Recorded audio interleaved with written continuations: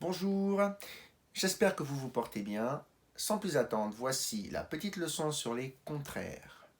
Les contraires, ce qu'on appelle les contraires, ce sont des mots qui ont un sens opposé. Ils vont chacun dans un sens différent. D'accord? Par exemple, le mot gauche, c'est le contraire du mot droite. Le mot haut, c'est le contraire du mot bas. Ok?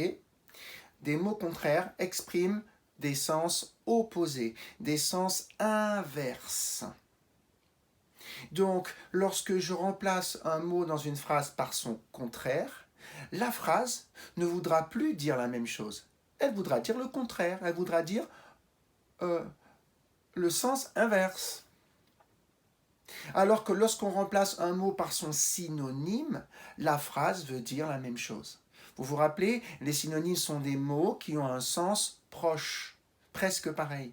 Eh bien, les contraires, ce sont des mots qui ont des sens opposés. J'ai fait le petit symbole du égal barré plusieurs fois. Ça veut dire contraire, ça veut dire différent. Là, dans ma leçon, ça voudra dire chaque fois le contraire. Je sors.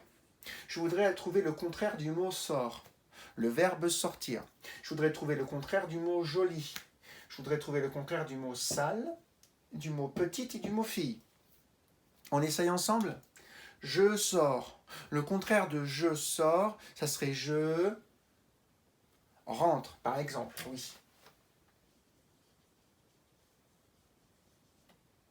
L'action de rentrer est l'action opposée à celle de sortir. Le mot je ne change pas. Tu es jolie. Jolie, c'est un adjectif. Ça nous permet de savoir comment est la personne. Eh bien, je vais devoir trouver un autre adjectif pour pouvoir exprimer le contraire. Le contraire de jolie, par exemple, ça pourrait être le mot moche. Tu es moche. Ou tu es laide.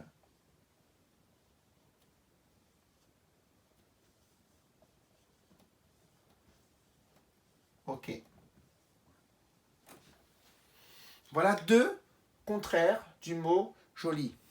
Si je vous avais demandé quel est le synonyme, un synonyme de joli, vous m'auriez dit belle.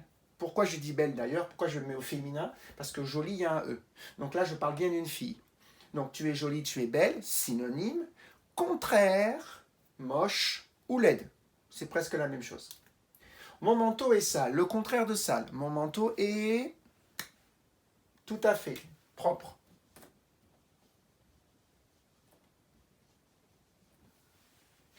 Et pour finir, on va essayer de trouver le contraire du mot petite et le contraire du mot fille.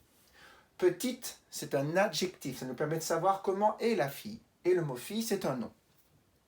Je vais remplacer le mot fille par son contraire. Un nom qui veut dire le contraire de fille, ce serait quoi le contraire de fille? L'opposé de fille?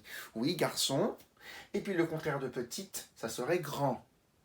Donc si je veux transformer cette phrase en disant complètement le contraire, je devrais dire le grand est plus petit et garçon au lieu de fille.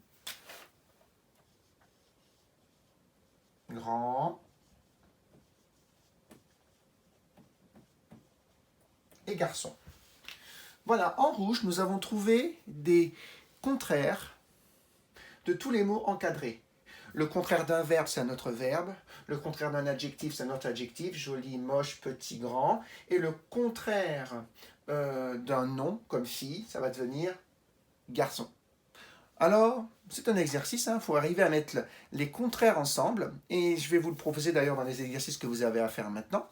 Vous avez des listes de mots, vous devez trouver les contraires qui vont ensemble, et vous allez les mettre par deux. Comme on avait fait pour les synonymes, on mettait les mots qui voulaient dire la même chose ensemble, et bien là vous allez mettre les contraires ensemble. D'accord?